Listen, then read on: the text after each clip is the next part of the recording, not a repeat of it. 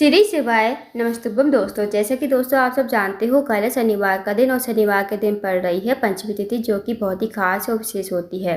बस दोस्तों, आपको 7 काले तिल और 1 बूंद शहद से अचूक उपाय करना है। यदि आप इस उपाय को करते हो तो जो भी आपकी विशेष मनोकामना होगी ना, चाहे वो धन को लेकर हो, व्यापार को लेकर हो, नौकरी को लेकर हो, या फिर आपके जीवन की कोई अधूरी मनोकामना हो, काफ़ी दिनों से अधूरी पड़ी है, तो इस उपाय को करने से आपकी मनोकामना अवश्य ही पूर्ण हो जाएगी। तो पूज्य गुरु जी कथा को सुनकर उपाय को अच्छे से समझाने का प्रयास करेंगे। तो आइए दोस्तों, जानते हैं उपाय कैसे करना है। पहला जो उपाय है दोस्तों, वह है विशेष मनोकामना पूर्ति के लिए। यदि आपकी कोई मनोकामना है, चाहे वो धन को लेकर हो, व्यापार को लेकर हो, नौकरी को लेकर हो, या फिर आपके जीवन की कोई बड़ी मनोकामना है, तो इस उपाय को अवश्य कीजिए।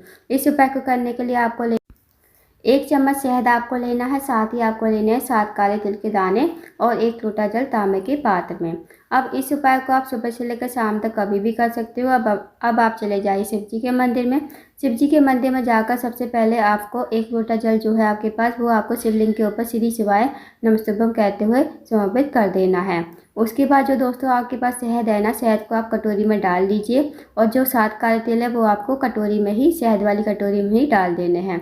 फिर इस कटोरी को आपको अपने हाथ में लेना है, भगवान से प्रार्थना करना है। जो भी आपकी मनोकामना है, चाहे वो धन को लेकर हो, व्यापार को लेकर हो, नौकरी को लेकर हो, जो भी आपकी विशेष मनोकामना है, मनोकामना कहिए, और इन शहद और काले तिल को शिवलिंग के ऊपर आपको अच्छी तरह से लेपन कर देना है। जब आप लेपन करोगे ना, तो आपको मन ही मन श्री शिवाय नमस्तुभ्यम का जाप करते हुए जाना है। उसके बाद आपको 2 मिनट मंदिर में बैठना है, श्री शिवाय नमस्तुभ्यम का जाप करना है। फिर आपको भगवान को प्रणाम करके, विनती करके आपको अपने घर पर आ जाना है। तो दोस्तों, बहुत ही अचूक और विशेष उपाय है शनिवार के दिन करने वाला, तो इस उपाय को अवश्य कीजिएगा। अब जानते हैं दोस्तों अगले उपाय के बारे में। अगला जो उपाय है, अगर आपके घर में कोई व्यक्ति काफ़ी दिनों से बीमार पड़ रहा है, उसकी जो बीमारी है दूर होने का नाम नहीं ले रही है, तो आप इस उपाय को अवश्य कीजिए। इस उपाय को करने के लिए सबसे पहले आपको लेना है 1 लोटा जल, साथ ही आपको लेनी है 1 बेलपत्र। अब जो आप बेलपत्र लोगे ना, वो कहीं से कट्टी फट्टी खंडित नहीं होनी चाहिए। अब आपको चले जाना शिव जी के मंदिर में। इस उपाय को भी आप सुबह से लेकर शाम तक कभी भी कर सकते हो। शिव जी के मंदिर में जाकर सबसे पहले आपको 1 लोटा जल शिवलिंग के ऊपर श्री शिवाय नमस्तुभ्यम कहते हुए आपको धीरे धीरे समर्पित कर देना है।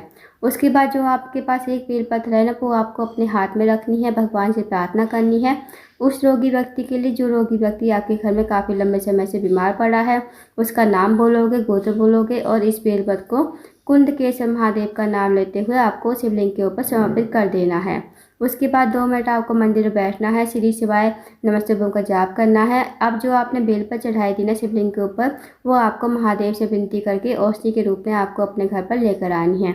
इस बेलपत्र को घर पर लाकर उस रोगी व्यक्ति को खिलाना है, जो रोगी व्यक्ति आपके घर में काफ़ी लंबे समय से बीमार पड़ा है। उसको आपको कुंदकेश्वर महादेव का नाम लेते हुए आपको इस बेलपत्र को चबा चबा कर खाने को कहना है। यकीन मानिए दोस्तों, यदि आप इस उपाय को कर लेते हो, तो जो भी उसकी रोग बीमारी होगी वो धीरे धीरे ठीक हो जाएगी। तो इस उपाय को भी अवश्य कीजिएगा। अब जानते हैं दोस्तों अगले उपाय के बारे में। अगला जो उपाय है वो है, अगर आपको कोई कार्य है बहुत दिनों से अटका हुआ है, आप किसी कार्य के लिए बाहर जाते हो, आपको सफलता नहीं मिल पाती है, या फिर आपके जीवन में बहुत ज़्यादा दुर्भाग्य चल रहा है, जीवन में आपके सौभाग्य की वृद्धि नहीं है, तो आप इस उपाय को अवश्य कीजिए। इस उपाय को करने के लिए आपको लेने हैं 5 चावल के दाने, साथ ही आपको लेना है 1 लोटा जल, और आपको लेना है थोड़ा सा कच्चा दूध।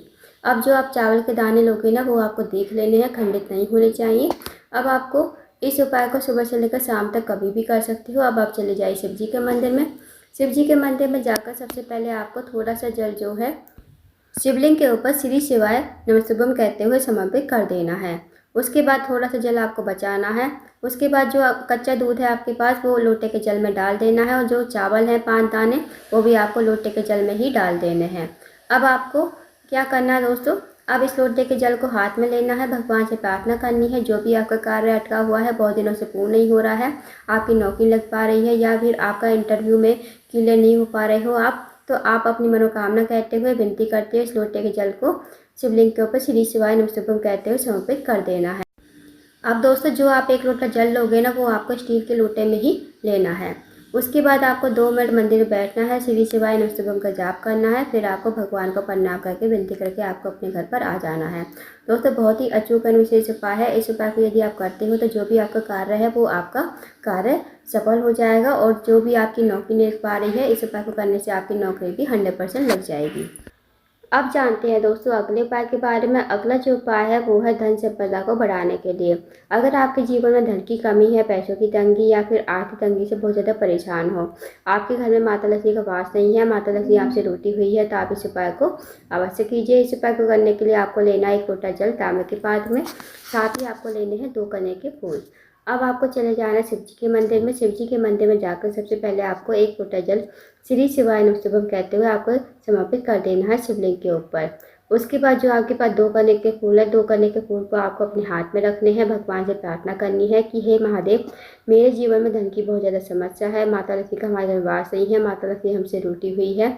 आप कुछ ऐसी कृपा करें कि हमारे जीवन में धन की कमी कभी ना हो और माता लक्ष्मी हमेशा हमारे घर में वास करे। तो आपको ऐसी प्रार्थना करते हुए, विनती करते हुए आपको 2 कनेर के फूल आपको शिवलिंग के ऊपर श्री शिवाय नमस्तुभ्यम कहते हुए समर्पित कर देने हैं।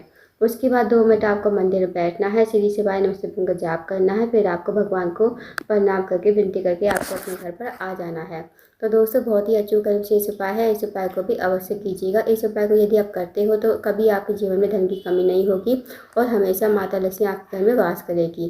तो दोस्तों ये थे कुछ विशेष उपाय जो आपको शनिवार के दिन करने हैं। इन उपाय को अवश्य कीजिए। अगर आपको जानकारी पसंद आई हो, वीडियो को लाइक करना, शेयर करना, चैनल को जरूर सब्सक्राइब करना, कमेंट बॉक्स में श्री शिवाय नमस्तुभ्यम हर हर महादेव जरूर लिखना।